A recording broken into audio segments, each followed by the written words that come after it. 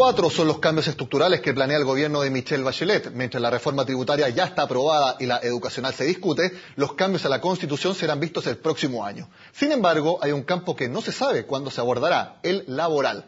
Mientras en el oficialismo aseguran que los proyectos se enviarán sí o sí este año, los empresarios creen que es mejor dejarlo para 2015 debido a la desaceleración económica. Queremos analizar este tema y por eso nos acompaña un experto en temas laborales. Hablamos de Tomás Flores, presidente de Pronostica y también ex subsecretario de Economía. Tomás, gracias por su tiempo en Agenda Económica. Encantado. A ver, vamos directamente al grano. ¿Cuándo es el mejor tiempo para hablar de los temas laborales, de la reforma laboral? Ahora, en lo que queda 2014, o bien ya para el primer trimestre, o bien dentro del primer semestre del próximo año. Mira, yo creo que dadas las características de la tramitación de los proyectos de ley en nuestro Congreso, dado que en pocos días más entra el proyecto de ley de presupuesto 2015. El próximo martes como fecha tope. Efectivamente, dado que aún a la agenda de educación le queda bastante por avanzar, yo creo que es prudente que este proyecto de ley pudiese entrar efectivamente el próximo año. Yo creo que marzo del próximo año es una fecha prudente, porque además, no solo porque ya tienes más despejado el camino dentro de lo que toma tramitar los proyectos de ley, sino porque también te da un tiempo, y yo creo que hay que aprender de la reforma tributaria en esta materia, te da un tiempo para poder socializar esta iniciativa.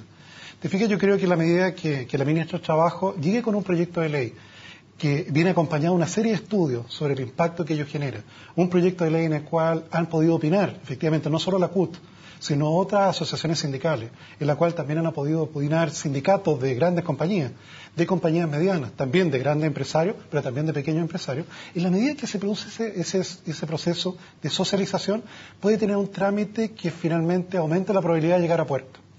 El mayor riesgo en este tipo de reformas laborales, que despierta las pasiones más grandes, es que finalmente, por el cariz de la discusión, se termine llegando a una situación que no se había previsto originalmente.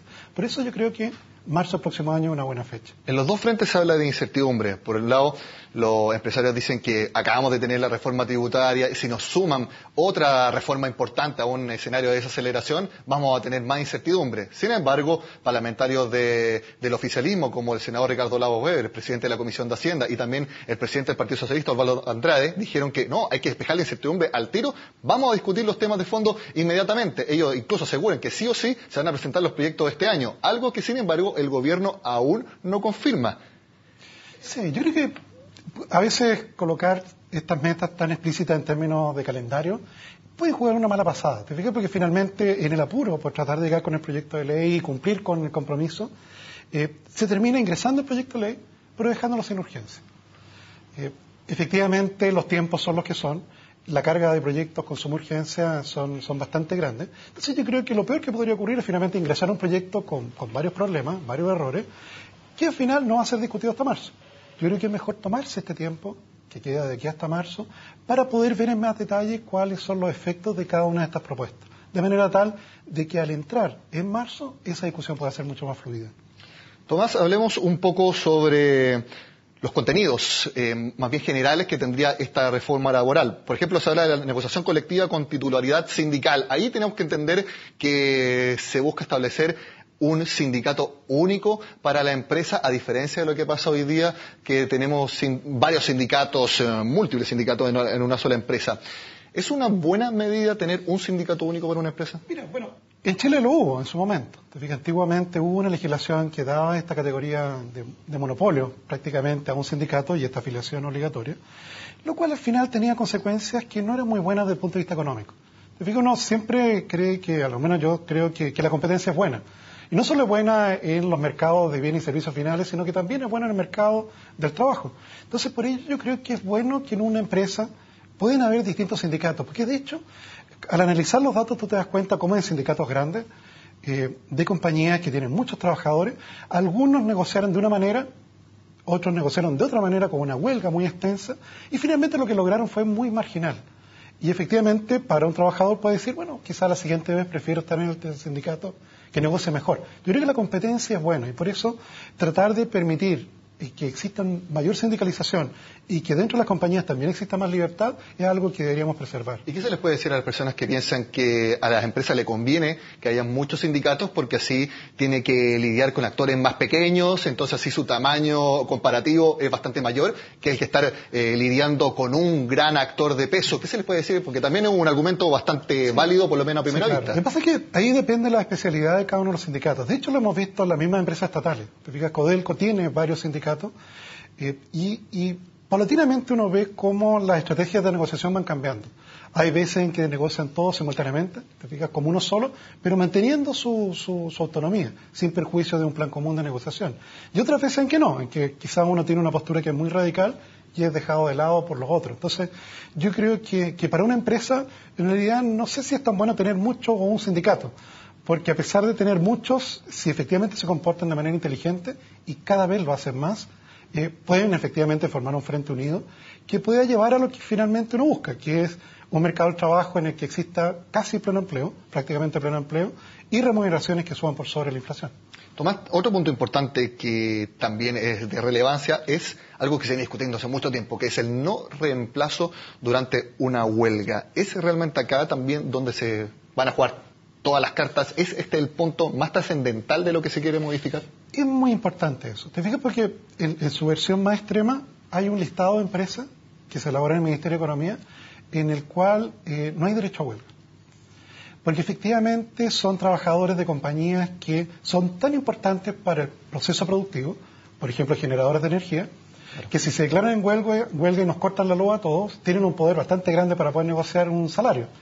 Te fijas, me recuerdo cuando en el caso de Roma el jefe de bomberos negociaba con la casa que se está incendiando cuánto cobraba para pagar el incendio. Al poco tiempo ese señor era dueño de gran parte de las propiedades en Roma. Aquí efectivamente hay que evitar que eso pueda ocurrir.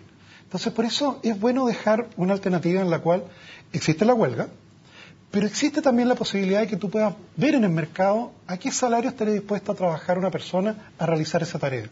En la medida que tú tengas la posibilidad de poder observar eso, también eso le sirve como señal a los que están negociando. Pero podría haber un incentivo perverso porque, por ejemplo, las personas que están en huelga, están paralizadas, pero, la empresa busca reemplazo, pero ve quizás personas que están sin trabajo y también la persona que está sin trabajo tiene una condición distinta, entonces dicen, páguenme, yo trabajo prácticamente por lo que sea. Sí, pero también está el problema de cuán especializado es. Te fijas, a mí me ha tocado ver huelga en el caso del sector bancario, en el cual uno quizás pudiese creer de que no es difícil sustituir. Mira, cada vez más difícil, cada vez son más específicas las tareas.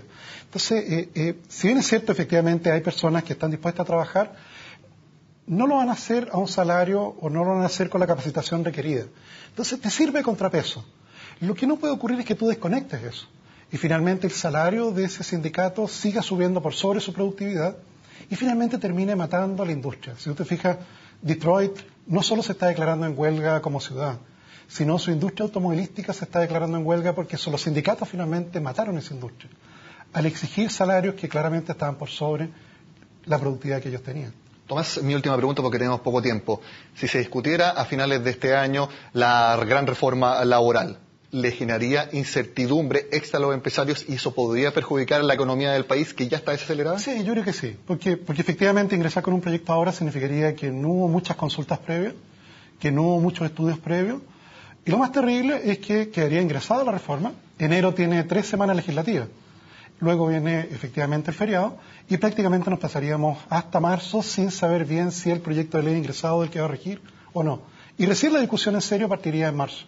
Yo creo que podemos evitar todo ese dolor, socializar efectivamente estas ideas, poderlas discutir con los números sobre la mesa e ingresar con un buen proyecto de ley en el marzo próximo. Bueno, es algo que sabremos cuando en los próximos días el gobierno defina exactamente cuándo será la fecha en que se discutan estos proyectos de ley. Tomás Flores, muchas gracias por su tiempo en la Agenda Económica. Muchas gracias.